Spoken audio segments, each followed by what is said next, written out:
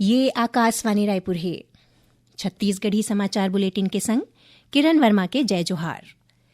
अब सुनाओ आज के प्रमुख समाचार। केंद्र सरकार मौजूदा भू राजनीतिक स्थिति के बावजूद घरेलू एलपीजी, घरेलू पीएनजी और सीएनजी परिवहन के 100% आपूर्ति सुनिश्चित करे के दिन निर्देश। सुशासन तिहार के तहत मुख्यमंत्री विष्णुदेव साय आज जशपुर और सरगुजा जिला के दौरा में निकलिन। आने योजना के लीन जानकारी। और उप मुख्यमंत्री विजय शर्मा कवर्धा के करिया आमा क्षेत्र में जंगल सफारी के करें लोकार्पण। अब समाचार विस्तार ले। केंद्र सरकार कहे है कि मौजूदा भू राजनीतिक स्थिति के बावजूद ये सुनिश्चित करेगे है कि घरेलू एलपीजी, घरेलू पीएनजी और सीएनजी परिवहन के 100% आपूर्ति करे जाए। सरकार नागरिक मन ला सलाह दिन कि ओमन पेट्रोल, डीजल और एलपीजी के घबराहट में खरीदी ले बाँचें। काबर के सरकार पेट्रोल, डीजल और एलपीजी के उपलब्धता सुनिश्चित करे बर हर संभव प्रयास करत है। मौजूदा भू राजनीतिक स्थिति के सेती एलपीजी के आपूर्ति प्रभावित होवत है। सरकार घरेलू उपयोग बर एलपीजी के आपूर्ति ला प्रमुखता दे है। घरेलू खपत ला पूरा करे बर रिफाइनरी ले एलपीजी के घरेलू उत्पादन बढ़ाए गए है।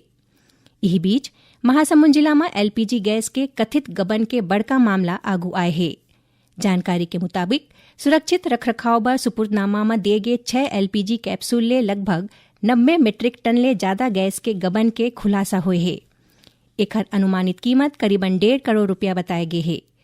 आरोप है कि ठाकुर पेट्रोकेमिकल के मालिक, निदेशक और प्लांट प्रबंधक कूट रचना करके गैस खाली करें। ये मामला के जांच जारी है। बताया जात है कि जिला के सिंघोड़ा पुलिस 5 दिसंबर महीना में एलपीजी गैस के 6 कैप्सूल ट्रक ला जब्ती करे रहिस।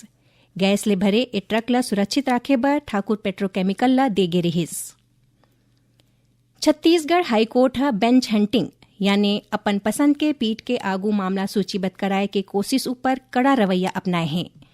मुख्य न्यायाधीश रमेश सिन्हा और न्यायमूर्ति रविंद्र कुमार अग्रवाल के खंडपीठ स्पष्ट करे है कि इस संबंध में जारी प्रशासनिक सर्कुलर केवल सावधानी बरते बर है। ये कोनो न्यायाधीश ला सुनवाई ले अलग होए बर बाध्य नहीं कर सके। हाईकोर्ट कहे है कि न्यायिक विवेक सर्वोपरि है और अदालत अपन फैसला ले बर स्वतंत्र है। कोर्ट यह कहे है कि सर्कुलर के उद्देश्य न्यायिक प्रक्रिया के निष्पक्षता बनाए रखे और निहित स्वार्थ बर अदालत के दुरुपयोग ला रोकना है। मामला के अगला सुनवाई अवैया 18 जून के होही।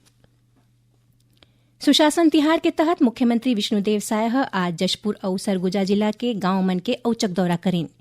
सबले पहले मुख्यमंत्री जशपुर जिला में भैंसामुड़ा गांव के चंदागढ़ शासकीय स्कूल पहुंचिन और क्रिकेट खेलत लइका मन संग ओमन के खेल में शामिल हुईन।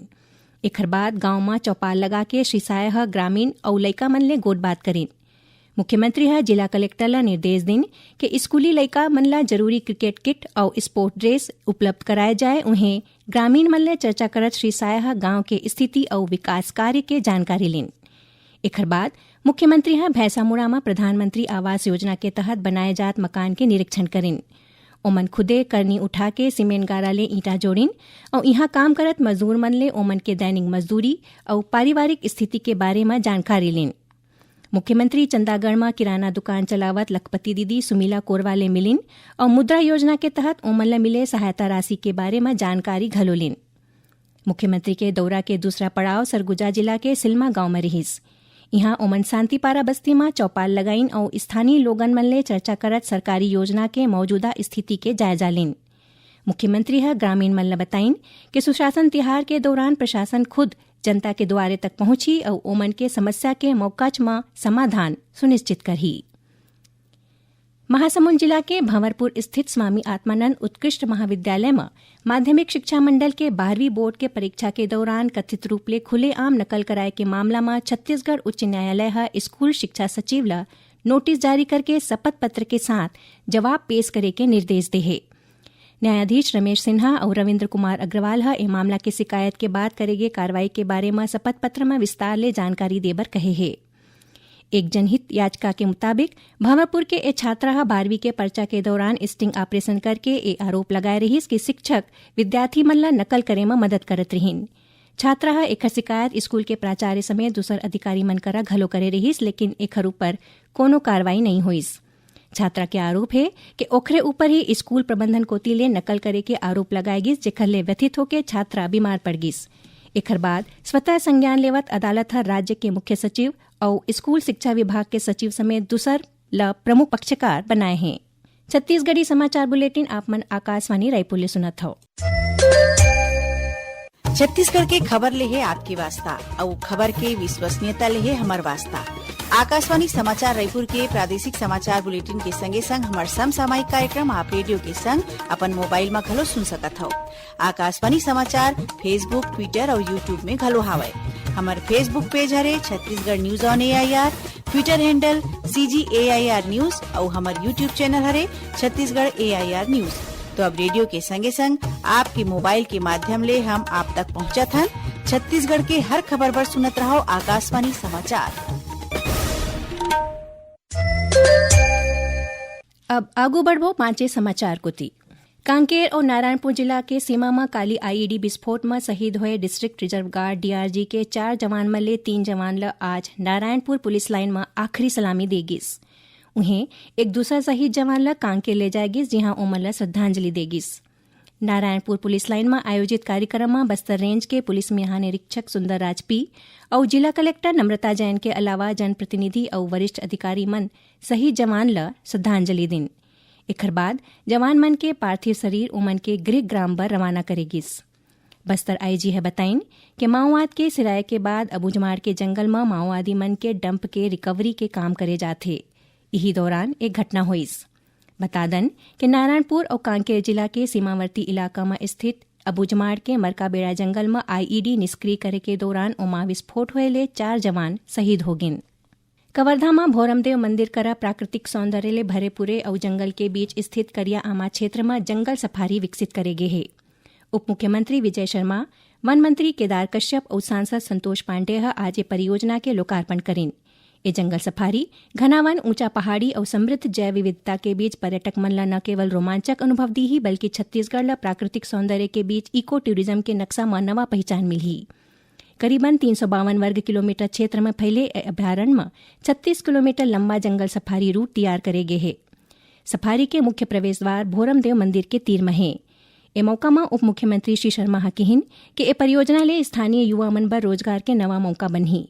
विशेष रूप ले स्थानीय युवक युवती मन पर्यटक मन बर गाइड के रूप में काम करे सकें। सूचना और प्रसारण मंत्रालय संचार विशेषज्ञ प्रसून जोशी ल भारत के लोक सेवा प्रसारक प्रसार भारती के अध्यक्ष नियुक्त करे है। श्री जोशी अपन लोकप्रिय फिल्मी गीत और विज्ञापन पर देश भर में जाने जाते। सूचना प्रसारण मंत्री अश्विनी वैष्णव है कहिन कि ओखर अगुवाई में प्रसार भारती नवा ऊर्जा, उद्देश्य और रचनात्मक शैली के संग काम करही। श्री जोशी केंद्रीय फिल्म प्रमाणन बोर्ड के अध्यक्ष घलो रह चुके हैं। रायपुर पुलिस अंतर्राज्यीय मादक पदार्थ तस्करी के एक मामला में बड़का कार्रवाई कर दिल्ली ले 2 जन आरोपी ला गिरफ्तार करे है। मिले जानकारी के अनुसार नाइजीरिया ले मादक पदार्थ छत्तीसगढ़ भेजे जात रहिस। तस्कर एला ब्लड प्रेशर मापे वाला मशीन के डिब्बा में लुका के डिलीवरी करत रहिन। पुलिस जांच में पता चले है कि एक खेप पहली दिल्ली पहुंचे, जेकर बाद एला रायपुर समेत दूसर जगह में भेजे जात रहिस। पुलिस आरोपी मन के कब्जा ले मादक पदार्थ और दूसर जिनिस जब्ती करे है। मामला में नेटवर्क ले जुड़े दूसर लोगन मन के जानकारी जुटा के जांच करे जाथे। आखिर में प्रमुख समाचार एक घाव फेर। केंद्र सरकार मौजूदा भू राजनीतिक स्थिति के बावजूद घरेलू LPG, घरेलू PNG और CNG परिवहन के 100% आपूर्ति सुनिश्चित करे के दिन निर्देश। सुशासन तिहार के तहत मुख्यमंत्री विष्णुदेव साय आज जशपुर और सरगुजा जिला के दौरा में निकलीन। आने योजना के लीन जानकारी। और उप मुख्यमंत्री विजय शर्मा कवर्धा के करिया आमा क्षेत्र में जंगल सफारी के करें लोकार्पण। एकरे संग छत्तीसगढ़ी समाचार बुलेटिन इहें सिरावत है। जय जोहार।